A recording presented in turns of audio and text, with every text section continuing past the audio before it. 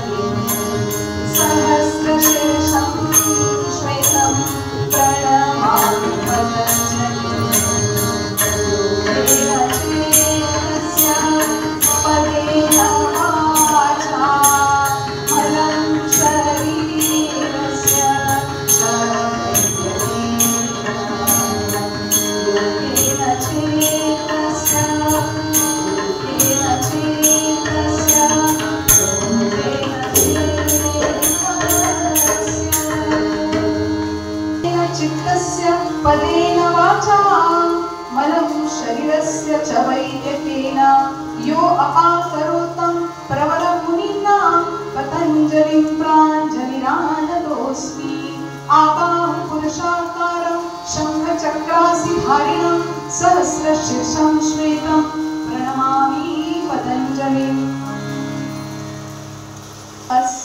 एक 2 महिन्यापूर्वी आंतरराष्ट्रीय योग दिवस होऊन गेला आणि गेल्या वर्षी भारत माता भवनला योग दिनाच्या दिवशी ही कीर्तन सेवा या विषयावर करण्यासाठी विचारलं त्यांनी, म्हटलं प्रयत्न करते आणि आज जो काही थोडा तर हा श्लोक जो आहे तो राजा भर्तृहरी, आपण नाव ऐकलं असेल राजा भर्तृहरीचं, ते राजा विक्रमादित्यचे थोरले बंधू, तर त्या राजा भर्तृहरींनी हा श्लोक लिहिलेला आहे। राजा भर्तृहरी राजा पण होते, कवी पण होते आणि आयुष्याच्या शेवटच्या टप्प्यावर ते योगी पण बनले। कवी कालिदासांच्या नंतर जर मराठी साहित्यामध्ये त्यांच्या खालोखाल जर कोणाचं नाव घेता येईल तर ते आहे राजा भर्तृहरी, ज्यांनी मराठी साहित्याचा BA MA केलं असेल किंवा आमच्या कीर्तनशास्त्राच्या अभ्यासक्रमामध्ये MA BA मध्ये त्यांची 3 शतकं, नीतिशतक, शृंगार शतक आणि वैराग्य शतक असे 3 ग्रंथ आहेत।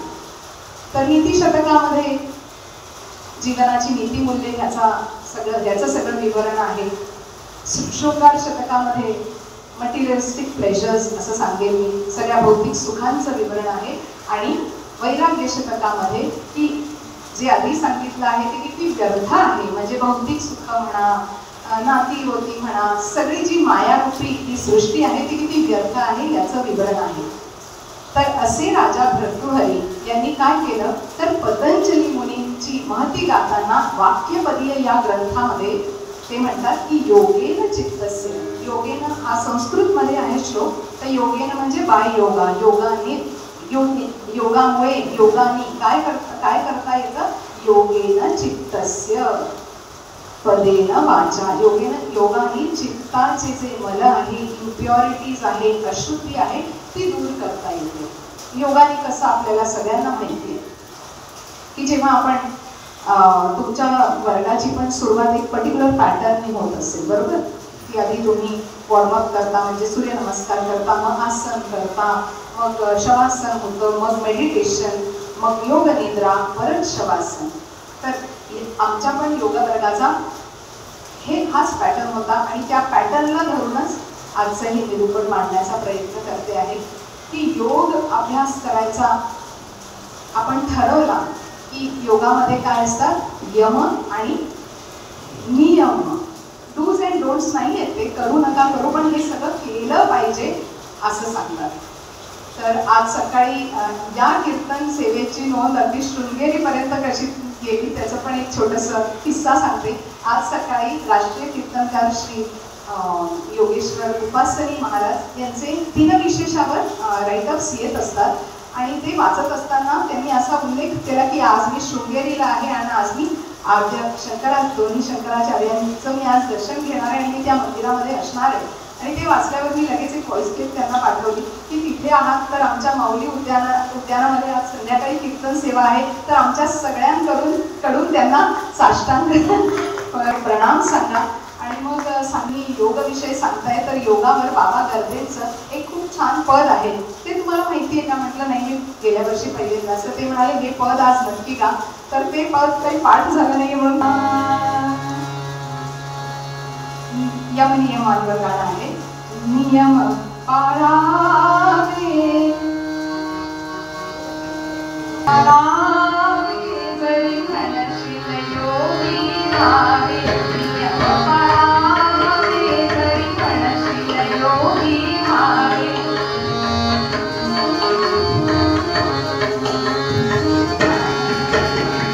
रसनेचा जो अंकित झाला समूळ निद्रेला जो विकला, तो नरयोगाभ्यासा मुकला, तो नरयोगाभ्यासा मुकला. असे समजावे जरी मनशील योगी व्हावे, असे समजावे जरी मनशील योगी व्हावे.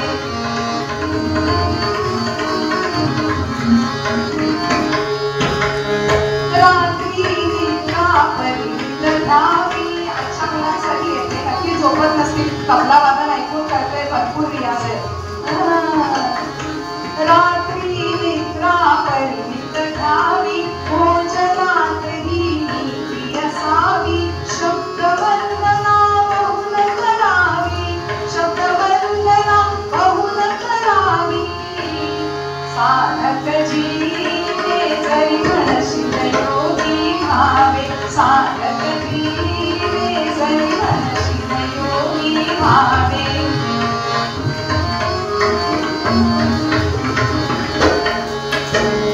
या परी सकला हार विहारी, या परी सकला हार विहारी. नियमित यमधारी, नियमित भावे मध्यमधारी. निज रूपों होनी अंतरी, निज रूपों होनी अंतरी. चित्त मग द्यावे मग द्यावे जरी मनशील योगी व्हावे. नियम पाळावे जरी मनशील योगी व्हावे. त्याचे नियम आहेत की नाही? सकाळी तुम्ही खाऊन घेऊन येऊ शकत नाही, असे छोटे छोटे नियम आहेत. तर अशा नियमांनी सुरुवात होते योगाभ्यासाची. आणि म्हणून ते म्हणतात की योगेन चित्तस्य. आधी आपण स्वतःला डिसिप्लिन करून घेतलं तर मग पुढची सुरुवात आहे. तर योगेन चित्तस्य, योगाचा सगळा योगाभ्यासाचा डोलारा आहे ना, तो चित्तवृत्तींच्या विरोधावर आहे, कंट्रोलवर आहे सगळा. आणि चित्तवृत्तींनाच का कंट्रोल करायला सांगितलंय? हात पाय आपल्या कंट्रोलमध्ये राहतात बघा. तुम्ही सगळे बसलेले, शांत बसलेले, पण मन आहे का? असेल असं म्हणत नाही. आज थोडा वेळ तरी कुठेतरी जाऊन येतात की नाही, घरापर्यंत कुठपर्यंत तरी. तर म्हणून त्यांनी कशाचा विरोध करायला सांगताय? चित्तवृत्तींचा. Control your mind. चित्त म्हणजे ढोबळ मनाने मी मन म्हणेल, कारण हे मन कसं आहे? चंचल मन निस्दिन भटकत है, भटकत है, भटकावत है. स्वतः पण भटकतात, त्याच्या मागे मागे मी पूर्णपणे भटकत असते. आमच्या बहिणाबाई चौधरी या मनात, आणि योगामुळे मनाला कंट्रोल जसा करायचा आहे, तो का करायचा आहे? कारण हे मन कसं आहे, तर त्या म्हणतात मन जैहरी जैहरी. जैहरी म्हणजे जहरी. मन जैहरी जैहरी जसा मी मन केवळ केवळ जसा खाकसेचा दाणा. खसखशीचा दाणा किती मोठा आहे, आपण सगळे स्वयंपाक करता फोडणी घालताना थोडा थोडा. मन केवळ केवळ जसा खाकसेचा दाणा, मन केवळ केवळ आभायात विमायना. खानदेशी भाषा आहे. मन केवळ केवळ जसा खाकसेचा दाणा, मन केवळ केवळ आभायात विमायना. असा कसा रे तू जोगी, त्याला योगी म्हणताय. काय तुझी करामत तेव्हा कसं दिलं मन, तेव्हा कसं कसं मन दिलं, कुठे कुठे हे पळत राहतं. आणि पुढे म्हणतात मन जैहरी जैहरी, जैहरी म्हणजे जहरी, मन जैहरी जैहरी याचं ज्ञान रे तंत्र, याचं तंत्रच ज्ञान आहे. एका मिनिटात आनंदी असतो. कोणी काय केलं, मन जैहरी जैहरी याचं ज्ञान रे तंत्र. अरे इचू साप बरा, इचू साप म्हणजे बिंदू साप बरा आहे. अरे इचू साप बरा त्याने उतारे मंत्र. विंचू सापाचं जे जहर असतं ते मंत्राने उतरवता येतं, पण या मनामधल्या जहराला कोणताच मंत्र काम करत नाही. आणि जर त्याच्याकडनं काम करून घ्यायचं असेल तर भक्तिवरी काय म्हणतात, योगानी योगेन, या चित्ताचं हे या मनाची सगळी जी अशुद्धी आहे ती योगानी होईल. नाथ महाराज म्हणतात काय काय होऊ शकतं, आकाशाची करवेल घडी, आकाशाची घडी करता येते. आकाशाची करवेल घडी, महामेरूची बांधवेल पुडी, शून्याची मुरडवेल नरडी, परिमलाच्या ओढी अनिवार्य.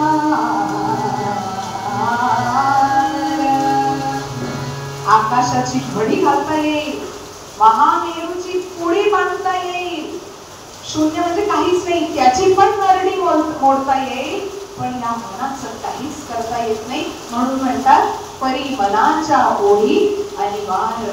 आणि म्हणून काय करायचंय, या मनाला ताब्यात ठेवण्यासाठी तुम्हाला कोणी असे ऑर्डर दिलं काही करायला तर आपण मान्य करत नाही. पण शाळेपासून आपल्याला सवय लागते, आपण टीचरचं सगळं ऐकत असतो, बरोबर. कॉलेजला गेल्यावर ऐकत असतो, गुरुकडे गेल्यावर त्यांचं सगळं ऐकत असतो. तसंच योग वर्गामध्ये गेल्यावर आपण आपल्या योगाच्या ज्या इन्स्ट्रक्टर आहेत त्यांचं सगळं ऐकत असतो. आणि म्हणून सांगितलंय की त्यांच्याकडे जा. म्हणून योग जर तुम्हाला चित्ताला आपल्या ताब्यामध्ये ठेवायचं आहे तर योगाभ्यास करा. योगेन चित्तस्य योगश्चित्तवृत्ती निरोधाः, हे पतंजली मुनींचं पतंजली योगसूत्र 196 योगसूत्र आहेत त्या पुस्तकामध्ये. आम्ही लॉकडाऊनच्या काळामध्ये त्या पुस्तकाचं वाचन केलेलं आहे चिंचवडमध्ये. तर त्या असं आम्ही छान ग्रंथांचं वाचन करत असतो. म्हणजे त्या वाचत असतात आणि आम्ही नुसतं ऐकत असतो. पण असं करता करता हे योगसूत्र सगळी आमची अभ्यासली गेली आणि खूप छान वाटलं ते वाचन करत असताना. आणि मला नंतर असं कळलं की त्या ग्रंथाचं वाचन याच्यासाठी झालं की पुढे त्या विषयावर आपल्याला कीर्तन सेवा करायची आहे. किती कृपाळू असू शकतो त्याचं हे उदाहरण आहे. हे सगळ्यांना अनुभवायला येत असतं. योगेन चित्तस्य. आता पुढे म्हणतात पदेन वाचा. पद म्हणजे संस्कृतमध्ये शब्द, एक अक्षर, याला पद म्हणतात. ते या भाषा अशुद्ध झाली की काय होतं, समाजामध्ये एक वाक्यता राहत नाही. भाषा शुद्ध का हवी. आता मी मोठेपणाने नाही सांगते, पण मी कॉन्व्हेंटमधली आहे म्हणून मराठीतली खूप अशुद्धी मी सांगू शकणार नाही. पण इंग्लिशमधली आत्ताची तर मला आश्चर्य होतं की हाऊ आर यूला HWRRच लिहितो ना. इंग्लिशमध्ये RR आहे आणि ARER पण आहे. तर हाऊ आर यूला YOU आहे आणि यूला नुसता यू आपण काढतो. त्याच्यामुळे बरेचदा लोक विसरून जातात की HOWAREYOU is how are you rather than HWR आणि यू. म्हणजे ती अशुद्धी छोटे छोटे आहेत एक्झाम्पल. असं छोटं छोटं करत करत मग त्याचं स्वरूप मोठं होतं. त्याचप्रमाणे त्यांच्या काळी पतंजली मुनींच्या काळी भाषा खूप अशुद्ध झाली, संस्कृत भाषा. कारण त्या काळची ती बोली भाषा होती आणि ती खूप त्याची म्हणजे त्याच्या अशुद्धीला काही हेच नाही, मर्यादाच नाही. त्याचं अगदी छोटंसं उदाहरण सांगते. तर अगदी 750 पूर्वी माऊलींनी जेव्हा ज्ञानेश्वरी लिहिली त्याच्या किती वर्ष वर्षानंतर स्वप्न दृष्टांत दिला, नाथ महाराजांना दिला. कशासाठी? की माझी ज्ञानेश्वरी जी अशुद्ध झाली आहे त्याचं काय करायचंय तू? शुद्धीकरण. म्हणून काय म्हणतात? ज्ञानाचा एका आणि नाम्याचा हा. तर ज्ञानेश्वर माऊलींची जी ज्ञानेश्वरी आहे त्याचं शुद्धीकरण केलं. आणि ते शुद्धीकरण केल्यानंतर श्रीधर स्वामी एका ओवीमध्ये म्हणतात की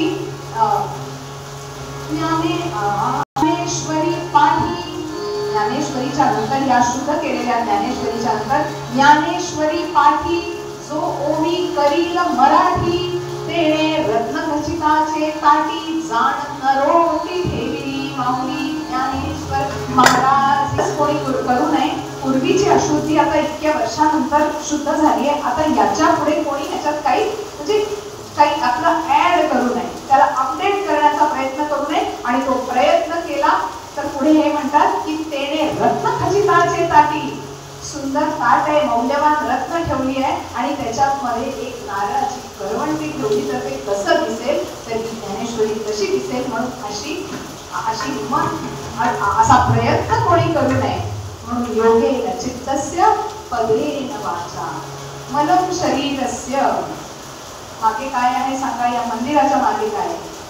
काय मंदिराच्या मागे? तुम्ही ऐकताय ना कीर्तन? ही कार्य योगाने चित्ताची, व्याकरणाच्या शुद्धीकरणाने भाषेची आणि चरक संहिता जी आहे ती पतंजली मुनींनी लिहिलेली आहे. आपण आयुर्वेदिक औषधांच्या डबीवर त्याचं मेथड असतं है ना, की कोणत्या मेथडनी हे औषध बनवलंय, कोणत्या पद्धतीने औषध बनवलं आहे, तर त्याच्यावर संहिता लिहिलेली असते. तर सगळी आयुर्वेदिक प्रिपरेशन्स जी आहे ती कशाने बनतात? तर कशा कोणत्या डायरेक्शननी आहे तर ती चरक संहितेला ते रेफर करतात. रेफरन्स बुक त्याचं जे आहे ते चरक संहिता. ती कोण लिहिली? ती पण पतंजली मुनींनी लिहिलेली. आणि म्हणून ते म्हणतात की योगेन चित्तस्य पदेन वाचा मलं शरीरस्य. कारण नुसतं योगा करून चालतं का? हे तर नीट करायचंच आहे. योगामध्ये जे श्लोक किंवा जे मंत्र सांगितले जातील तुम्हाला ते मंत्र स्पष्ट उच्चाराने आले पाहिजे. आणि ते सगळं करायला काय पाहिजे? शरीर स्वस्थ पाहिजे. त्याच्यासाठी आपल्याला असतं ना पंचकर्म आहे ना तुमच्याकडे? हा, पंचकर्म अशी सगळी चिकित्सा करून डॉक्टर म्हणतात ना थोडासा आसन करा, प्राणायाम करा, माऊली उद्यानामध्ये फिरायला जा, तिथल्या योग वर्गाला जा, जवळ आहे म्हणून. हा, तर योगेन चित्तस्य पदेन वाचा मलं शरीरस्य च वैद्यकेन. यो अपाकरोतम. यो म्हणजे यह. अपाकरा म्हणजे सगळे जे मल आहेत, अशुद्धी आहे. यो अपाकरोतम प्रकरम मुनींना म्हणजे मुलींमध्ये जे सर्वश्रेष्ठ आहे, जे सर्वोत्तम आहे, त्या पतंजली मुनींना मी आपल्या प्राणांजली म्हणजे उंजळी दोन्ही हात जोडून त्यांना मी नतमस्तक होतो. मैं उनके सम्मुख नतमस्तक हूँ असं म्हणतात. पतंजली प्रांजली प्राणतोस्मी. आणि पुढे पतंजली मुनींचं सगळं वर्णन आहे. आबाहु पुरुषाकारम, जानुबाहू आहे. शंखचक्रासी धारणम, शंखचक्र धारण केलेलं आहे हातामध्ये. सहस्र शीर्षम श्वेतम. किती शीर्ष सांगितली आहेत? सहस्र. सहस्र शीर्षम आणि श्वेतांबर ज्यांनी धारण केलेलं आहे. प्रणमामी पतंजली. अशा पतंजली मुनींना मी प्रणाम करतो. अशा पतंजली मुनींना मी नमस्कार करतो. मग वर्गामध्ये आपण जेव्हा योग वर्गामध्ये जातो सगळ्यात आधी ही प्रार्थना होते. आधी जिमला जातात नाही, आधी जिममध्ये जाणार आहे. आणि जिमला गेले किंवा नाही गेले तरी पहिली स्टेप असते प्रार्थनेनंतर वॉर्मअप करावं लागतं. कारण तयार करायचं ना, आसन आहे, पुढे मेडिटेशन आहे, एवढं सगळं करायचं. ते तयार करायला आपल्याकडे नमस्काराचा व्यायाम घाललेला आहे. कोणते नमस्कार? सूर्यनमस्कार. सूर्यनमस्कार आणि नुसते किती घालायचे असतात? आजकाल ते चेअर सूर्यनमस्कार पण आहे. 12 सूर्यनमस्कार. मग 12 सूर्यनमस्कार नुसते असेच घालायचे असतात का? नाही. त्या सूर्याच्या सगळ्या म्हणा. ओम कोणाला येतात? ओम अर्काय नमः, ओम भानवे नमः, भूष्णे नमः, रवये नमः मरीचये नमः मित्राय नमः आदित्याय नमः हिरण्यगर्भाय नमः सवितृसूर्यनारायणाय नमो नमः. मंत्र पण आपण म्हणतो आदित्यस्य नमस्कारान् ये कुर्वन्ति दिने दिने जन्मान्तरसहस्रेषु दारिद्र्यं नोपजायते गतं दुःखं गतं पापं गतं दारिद्र्यमेव च आगता सुखसम्पत्ति पूर्णा सतव दर्शनम् अकाल मृत्युहरणं सर्वव्याधिविनाशनं सूर्यपादोदकं तीर्थं जठरे धारयाम्यहम्. सद्गुरुनाथ महाराज की जय. कशासाठी आहे की दुसरे पण सूर्यनमस्कार घालता आले असतात प्लेन, पण आजकाल आपल्याला काय मिळतं फॉर्टिफाईड आटा, फॉर्टिफाईड दूध, जे काही आहे ते सगळं फॉर्टिफाईड आहे. व्हॉट इज फॉर्टिफाईड म्हणजे काय की त्या वस्तूची शक्ती वाढवलेली आहे. दूध आहे पण फॉर्टिफाईड असले की म्हणजे त्याच्यात extra calcium, extra iron, extra जे काही आटा फॉर्टिफाईड आहे, पतंजलीचा आटा आहे फॉर्टिफाईड आटा. तर असं फॉर्टिफाय कशाला त्याची शक्ती वाढवली. आता ते फॉर्टिफाईड वस्तू खायला माझ्यातली पण तर शक्ती वाढली पाहिजे की नाही. मी पण तर शक्तिमान पाहिजे की मी अशी आहे आणि खूप फॉर्टिफाईडच खाल्ला तर मी माझ्या पचन संस्थेला ती बळ असलं पाहिजे ना ते डायजेस्ट करायला ते सगळं. तर म्हणून त्या सूर्य नमस्कारांना फॉर्टिफाय केलेलं आहे. कशाने? बीज मंत्रांनी केलेलं आहे, सूर्याच्या नावाने केलेलं आहे आणि त्याच्या आधी ओंकाराची योजना आहे. हा सभा मंडप फॉर्टिफाय केलेला आहे. ओम सूर्य ओम अर्काय नमः. तर अजून फॉर्टिफाय करतात ओम ह्राम ह्रीं ह्रूम असं असतं ना. म्हणजे बीज मंत्र. कशासाठी बीज मंत्र आहे? नुसते पण आपल्याला घालता येतात सूर्य नमस्कार. पण छोटासा दृष्टांत असा आहे की बंदुकीची गोळी हातात घेतली आणि एका कापसाच्या गादीवर फेकली, ती जाणार आहे का त्याच्यात? त्याला काय पाहिजे? फोर्स पाहिजे, मीडियम पाहिजे. तीच बंदुकीची गोळी बंदुकीत घाला, कुठे कुठे जाईल? भिंत पार करून जाते, आपलं मस्तक पार करून जाते, कारण ती फॉर्टिफाईड असते ना त्या स्पीडनी, त्या फोर्सनी, त्या पॉवरनी. आणि म्हणून या सूर्य नमस्कारांना ओम ह्रीं म्हणजे त्याला बीज मंत्र लावलेले आहे. सूर्य नमस्काराचा व्यायाम झाला की 5 मिनिटं आपण शांत फॉरवर्ड बेंडिंग करून बसतो पुढे वज्रासनामध्ये आणि नंतर मग सगळी आसनं सुरू होतात. रोजचा सिक्वेन्स वेगळा असतो. कधी आपण स्पाइन करत असतो, कधी डायजेस्टिव्ह सिस्टमवर काम करत असतो, कधी वर्टिगोसाठी काम करतो, कधी ऍसिडिटीसाठी काम करत असतो. असं वेगळं वेगळं ते आसनाचा तो पॅटर्न असतो. पण पतंजली मुनी त्यांच्या एका योगसूत्रामध्ये म्हणतात आसन म्हणजे काय? आसन म्हणजे स्थिरम सुखम आसन. स्थिर आणि सुखकर जे तुम्हाला वाटेल, ज्याच्यामध्ये तुम्ही कम्फर्टेबल असाल, एकदम इझी असाल. म्हणून आणि नुसतं इझी नाही आहे, स्थिर पण. इथे तुम्ही इझी बसला आहात पण 10 मिनिटाच्या नंतर आपल्याला वाटतं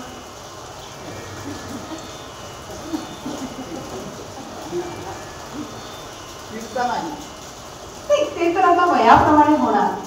लहान मुलांची सगळ्यांचीच आहे, म्हणजे जे योगा करतात किंवा नाही करतात असं नाही.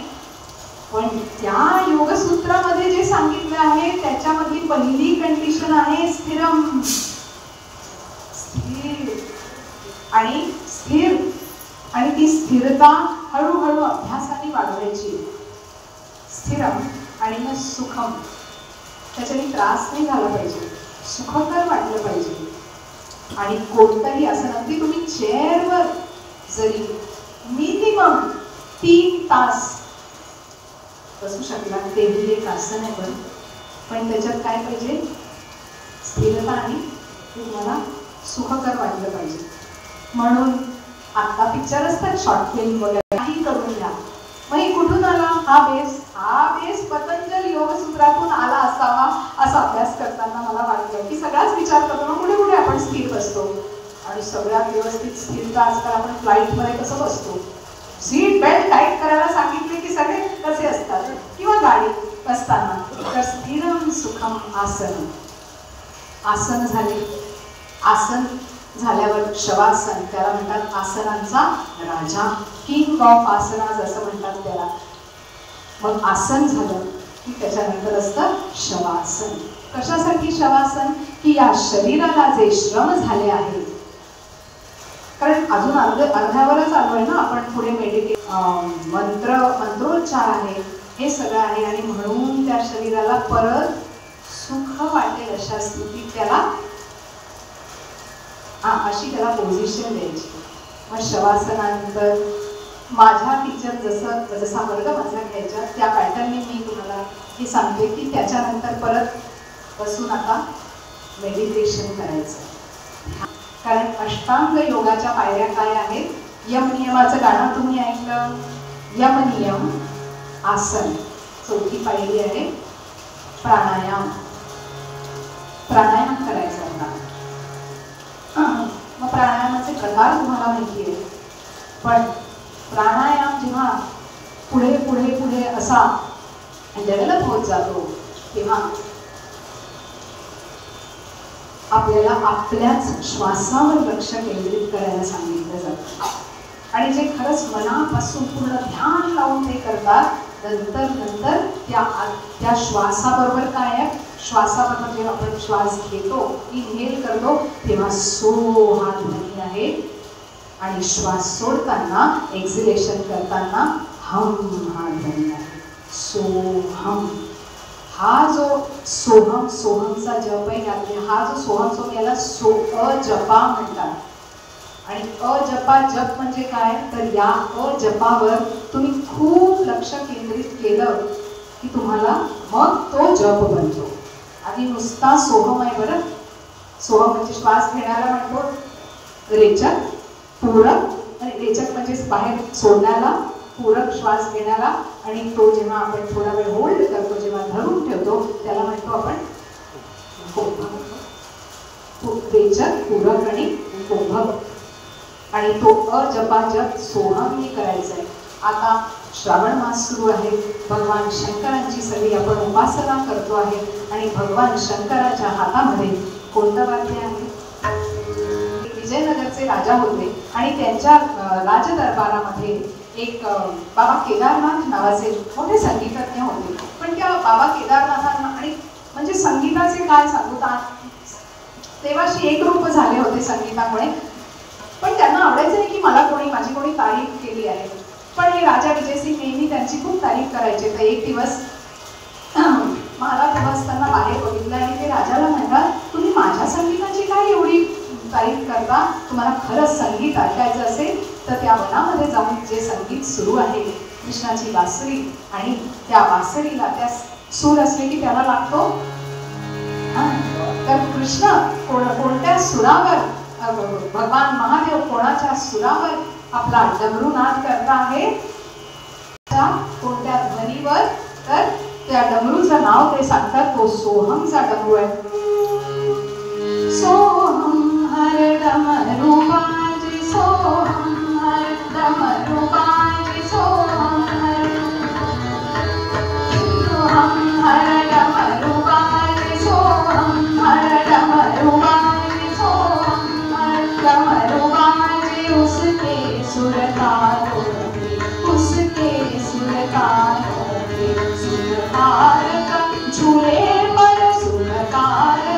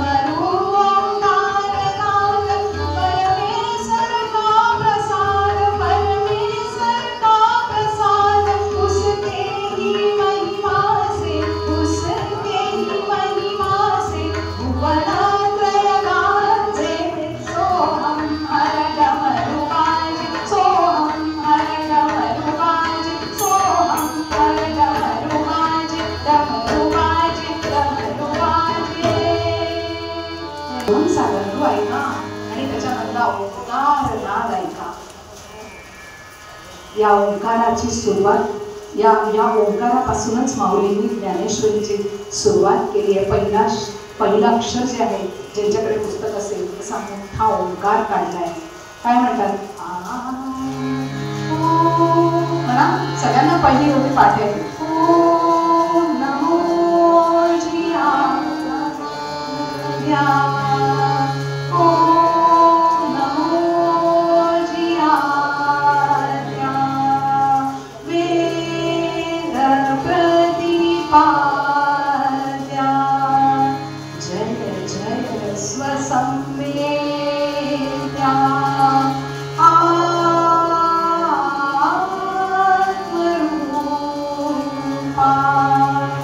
माऊली ज्ञानेश्वर महाराज की जय.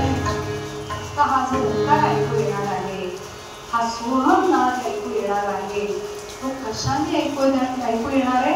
ओम नमो जी आद्या, वेदांनी ज्याचं प्रतिपादन केलेलं आहे, वेद प्रतिपाद्या, जय जय. पुढचा शब्द महत्वाचा आहे, स्वसंवेद्या. माझ्या अनुभवानी, माझ्या प्रॅक्टिसनी तो मला अनुभवास येणार आहे. तुम्ही सांगितलं अरे सोहम सोहम म्हण, तुला आवाज ऐकू येत नाही. आपल्या अनुभवानी, म्हणून स्वसंवेद्या. आणि ते कशाचं स्वरूप आहे? तर असा प्राणायाम झाला की परत थोडा वेळ रिलॅक्स. आणि आता पुढे जातोय मेडिटेशन, ध्यान, यम नियम आसन प्राणायाम प्रत्याहार. प्रत्याहार म्हणजे जे शिकवलंय त्याचा परत अभ्यास करत राहणं म्हणजे प्रत्याहार. यम नियम आसन प्राणायाम प्रत्याहार. आणि आता येतं ध्यान, मग धारणा आणि मग समाधी. तर ध्यानासाठी अगदी बेसिक जे आपल्याला योग वर्गामध्ये सांगितलं जातं की एक समयीकडे बघत राहा, 5 मिनिटं 2 मिनिटं बघत राहा, त्या ज्योतीकडे बघत राहा. आणि मग नंतर हळूच तुम्ही डोळे मिटून घ्या आणि तुम्ही बघता आहे अशी भावना मनामध्ये आली. आणि त्यानंतर हळूहळू ती ज्योती मनामध्ये, बुद्धीमध्ये, त्याच्याही पुढे जाऊन तो प्रकाश जो आत्ता इथून पिवळा केशरी असा दिसतो, नंतर तो दिसतो पांढरा शुद्ध. आणि तो रंग कोणाचा आहे?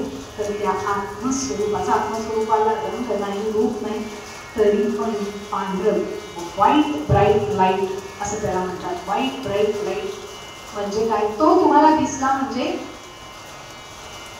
तो दिसत नाही सहसा, पण जर तो बघू शकत असाल तर असाच आचार्यांना, शंकराचार्यांना एक मुमुक्षु म्हणजे ज्याला मोक्षाची फार इच्छा होती आणि त्यांनी हे सगळे प्रयत्न केले होते. यम नियम आसन प्राणायाम प्रत्याहार ध्यान, ध्यानापर्यंत इतका व्यवस्थित पोचला होता. आणि आचार्यांना कळलं की याचा एम काय आहे की मला ती ज्योती बघता यावी, त्या ज्योतिषी एकरूप होता यावं. आणि म्हणून ते त्याला विचारतात, त्याची परीक्षा घेताय. किं ज्योतिस्तव भानुमान हनिमे रात्रौ प्रदीपादिकम्. आता सांगणार आहे, किं ज्योतिस्तव भानुमान हनिमे रात्रौ प्रदीपादिकम् स्यादेव प्रविदीप दर्शन विधो किं ज्योतिराख्याहि मे चक्षुस्तस्य नीलनादि समये किं धियो दर्शने किं तत्राहमतो भवान् परमकं ज्योतिस्तदस्मि प्रभो. सद्गुरुनाथ महाराज की जय. ते म्हणतात किं ज्योतिस्तव भानुमान हनिमे. आता तू सकाळी कोणत्या ज्योतीने बघतो दिवसभर? तर तो म्हणतो की सूर्याच्या ज्योतीने बघतो. आणि बरं, मग रात्री कोणत्या ज्योतीने बघतो? दिव्याच्या ज्योतीने बघतो. स्यादेव म्हणजे संध्याकाळी. स्यादेव कशाने बघतो? संध्याकाळी ह्याच्याने बघतो. बरं, मग रात्रीला तुझे डोळे बंद असतात, सूर्यही नाही, चंद्र नाही, मग तू कशाने बघतोस? म्हणतो बुद्धीने बघतो. बुद्धीने बघतो.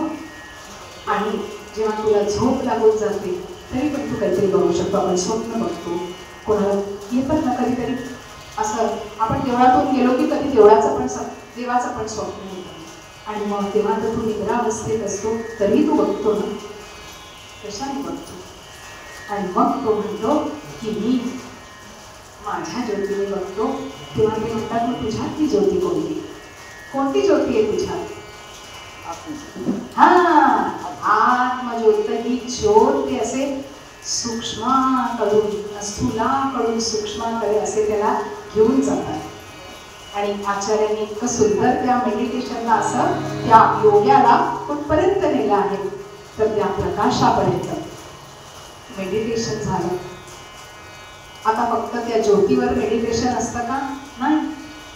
मग सप्तचक्र मेडिटेशन आहे असतं ना पुढे पुढे. हे सगळं ॲडव्हान्स योगाचं सांगते मी की सप्तचक्र किती चक्र आहेत? सप्तचक्र. मूलाधार, स्वाधिष्ठान, मणिपूर, अनाहत, विशुद्धी, आज्ञा आणि सहस्रार. तर जसं सूर्य नमस्काराला आपण फॉर्टिफाय करतो तेव्हा ह्या चक्र मेडिटेशनमध्ये पण त्या चक्रावर ध्यान केंद्रित करायचं असतं. आणि प्रत्येक चक्राचा एक रंग आहे, त्याचा एक मंत्र आहे. आणि तो अगदी गणपती अथर्व शीर्षामध्ये काय म्हणतात? गणपती बाप्पाचं स्थान कोणतं आहे? मूलाधार स्थितोसी नित्यम. मग गणपती बाप्पा आणि गणपतीला कोणतं फूल वाहतो?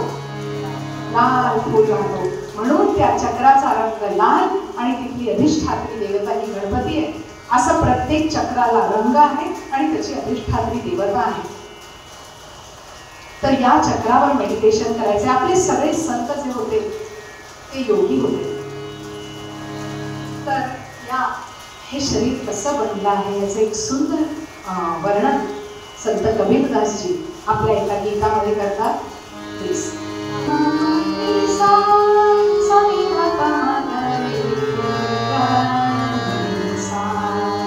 अष्टकमल का चरखा बनाया, अष्ट बनाया, पांच तत्व की पूरी. अष्टकमल का चरखा बनाया, पांच तत्व की पूरी. नौ दस मास उमन को लागे, नौ दस मास उमन को लागे. हाय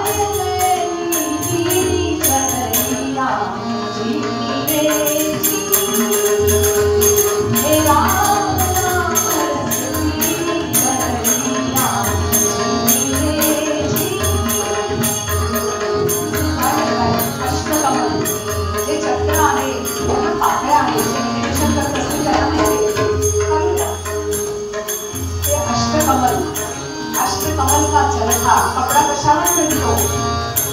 ही देवरूपी सादर म्हणताय चदरिया. ही सादर कशावर विणली आहे? अष्टकमल का चरखा बनाया, पांच तत्व, पंचतत्व. पुणी म्हणजे वीण. विणावा लागतो ना चरख्यावर, पण कपडा विणावा लागतो. अष्टकमल का चरखा बनाया, पांच तत्व की पूरी. नौ दस मास उमन को लागे. किती वेळ लागतो आईच्या उदरात आपल्याला? नौ दस मास उमन को लागे. आणि मग एवढी सगळी मेहनत केल्यानंतर सागर कशी होऊन जाते? हाय मेरी धीमी चदरिया, जीव मेरे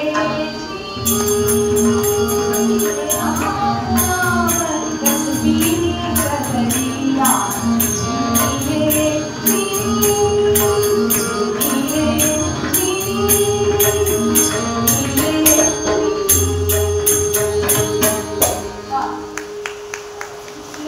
उत्तम. आपण का लक्ष केंद्रित करायचंय? कारण मूलाधाराला कोणती शक्ती आहे? कुंडलिनी शक्ती.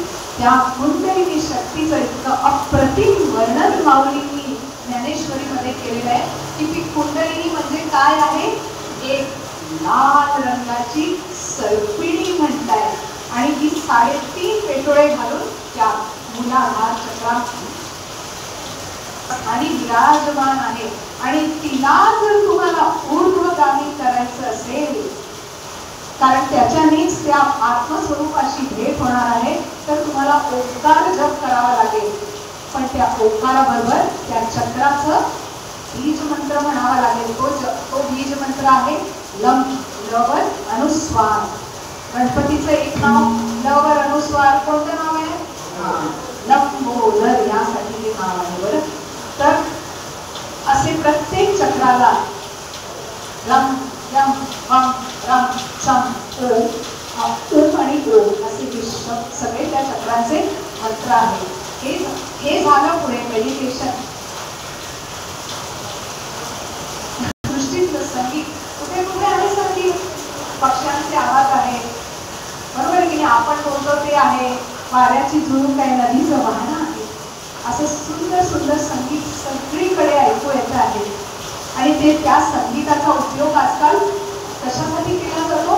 रोग निवारणासाठी केला जातो की नाही, त्याला म्युझिक थेरपी म्हणतात. संगीतोपचार पद्धती येते, उपचार पद्धतीने पण आपण बरे होऊ शकतो. आणि मग मेडिटेशन नंतर परत आमच्या टीचर म्हणतात आता योग निद्रेत जायचं आहे. योग निद्रा म्हटली की आपल्याला भगवान महाविष्णूंची आठवण येते. ती योग निद्रामध्ये जाताना नुसतं तुम्ही डोळे मिटून झोपून जा असं नाही आहे.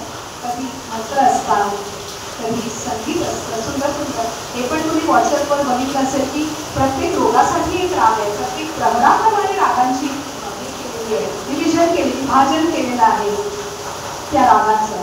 तर त्या संगीताशी पण एकरूप होऊन कशाकशाची देवाशी एकरूप होता येतं. फक्त कीर्तन भजन नाही.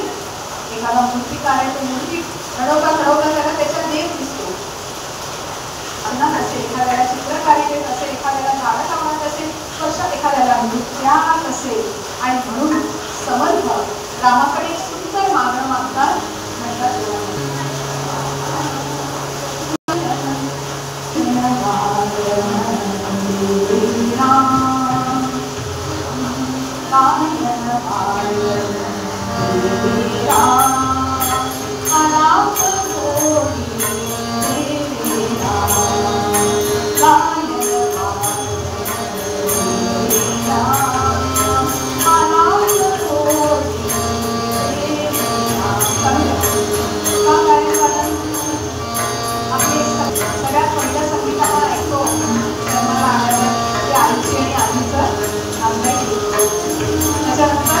शाळेतली बाहेर येते आणि मग मोठे मोठे होतं असेल त्याच्यासाठी हे बदलत जाते. अगदी आपल्याकडे डोहाळ कोणाला गाणी आहे, मंगळागौरीची गाणी आहे, पाळणा आहे, आरत्या आहे, श्लोक आहे. आणि म्हणून समस्त म्हणाले असतील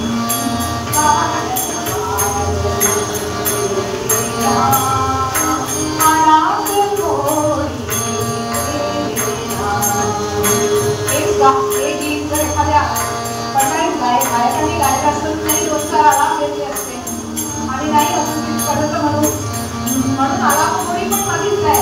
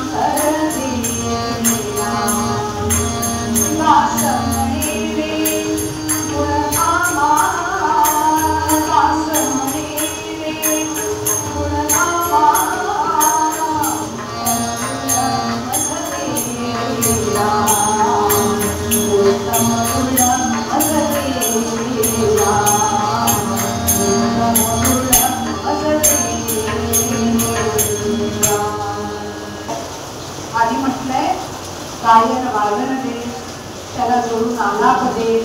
मग ते करताना मुद्रा सुंदर हवी, मुद्रा छान दे. मग शब्द सुंदर असावे गाण्यातले. हे गाणं का म्हटलं तुम्हाला?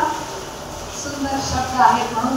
शब्द मनोहर दे रे राम. पुढे म्हणतात सावधपण म्हणजे दे रे राम. सावधपण कशासाठी? गाताना सूर कळला पाहिजे ना. आता सूर नाही मिळाला, गाणं गडबड. एक उस्ताद जी म्हणतात की सूर गया तो सर गया और ताल गया तो बाल गया, म्हणून सावधपण मागितलंय की सावधपण मज दे रे राम. आणि हे सगळं करायला पहिलाच कागदात तुम्ही कधीच म्हटलं नाही, आज पहिल्यांदा पाठांतर दे रे राम. हे करायचं असेल कीर्तन वचन तर तुम्हाला पाठांतर पाहिजे. तुम्ही प्रत्येक वेळेला स्क्रिप्ट घेऊन नाही करू शकत, म्हणून म्हणतात बहुपाठांतर दे रे राम. आणि शेवटी म्हणतात दास म्हणे रे गुणधामा. तिथं गुणधाम आहे, गुणांचा निधी आहे. दास म्हणे रे गुणधामा उत्तम गुण मज दे रे राम. आणि म्हणून गायन वापरलं. तर पुढेही त्याची जोड आहे, त्याला परत शवासन आहे. आणि मग त्याच्यानंतर आमचा वर्ग संपतो. व्यक्त करतो कोणाला योग वर्गामध्ये प्रार्थना जी पतंजलींची सुरू झाली, या प्रार्थनेने योग वर्गाचा आमच्या शेवट होतो.